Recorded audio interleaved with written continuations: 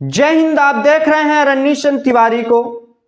मैं आज के इस वीडियो में यह बात बिल्कुल नहीं करूंगा कि बांग्लादेश के साथ ऐसा क्यों हुआ और जो हो रहा है वह क्यों हो रहा है और कैसे हो रहा है। मैं बात करूंगा बांग्लादेश की जो स्थिति है वही स्थिति भारत की होने वाली है। अगर होने वाली है तो हमारी और आपकी तैयारी कैसी है, भारत के नेताओं की तैयारी कैसी है।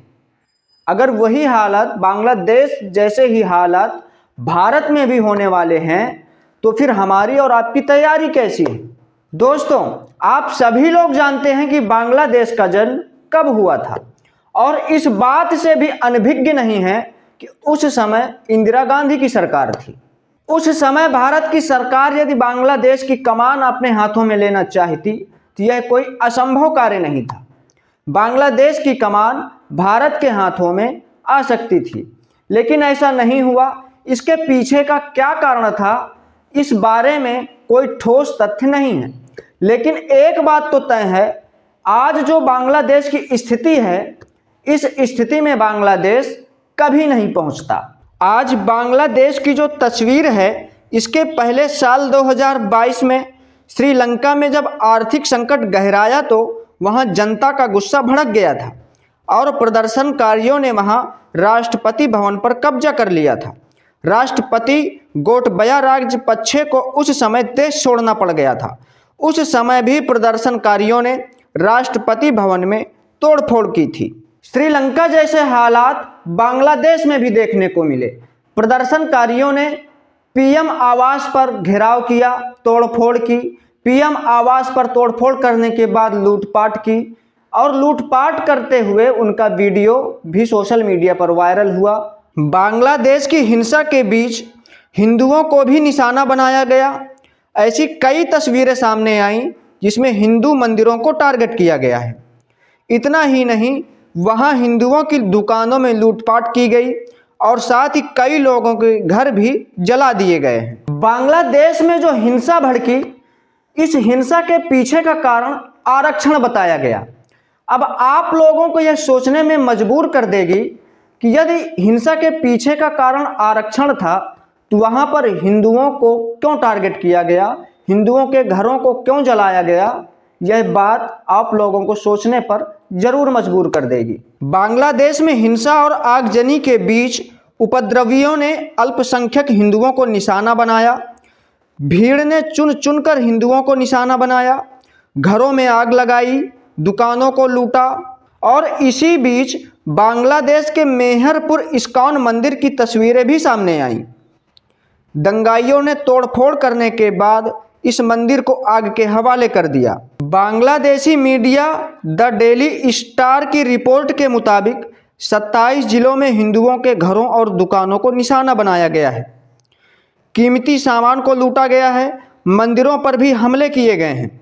रिपोर्ट के मुताबिक लालमोनिरहाट सदर उप जिले में धार्मिक हिंदू कार्यों से जुड़े पूजा समिति के सचिव प्रदीप चंद्र राय के घर में तोड़फोड़ और लूटपाट की गई है।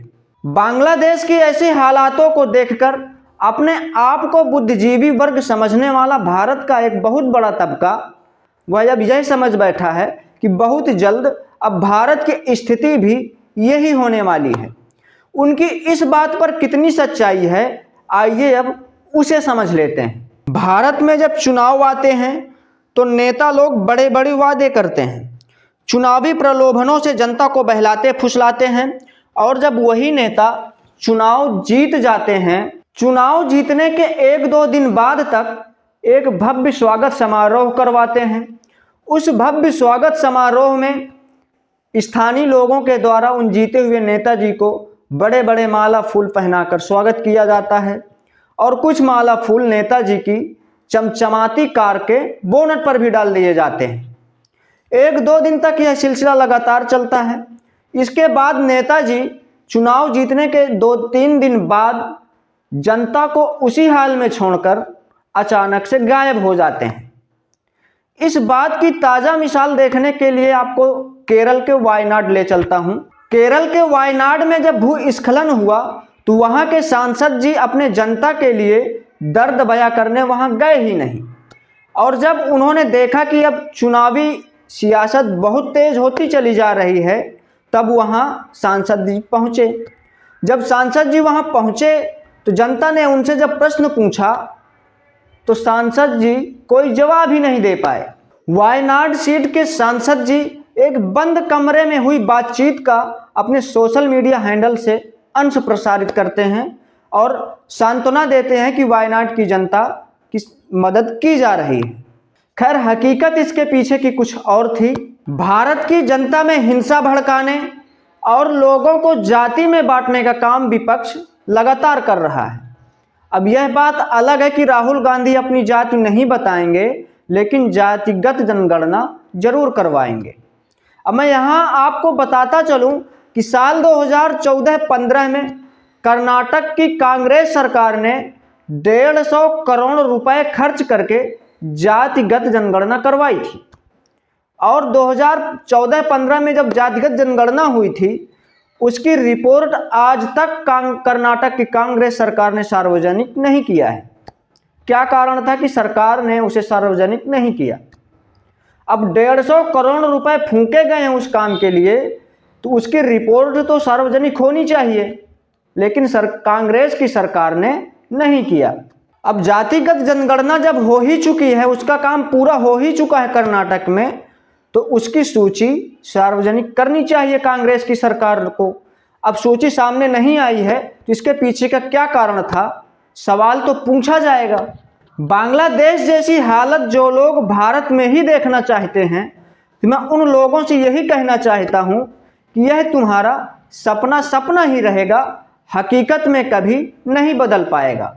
क्योंकि यह हिंदुस्तान है और यहाँ हजारों अशफाक उल्लाह खां, हजारों पीर अली खान, हजारों चंद्रशेखर आज़ाद और हजारों भगत सिंह भारत की एकता, अखंडता और पवित्रता को बनाए रखने के लिए तैयार बैठे हैं।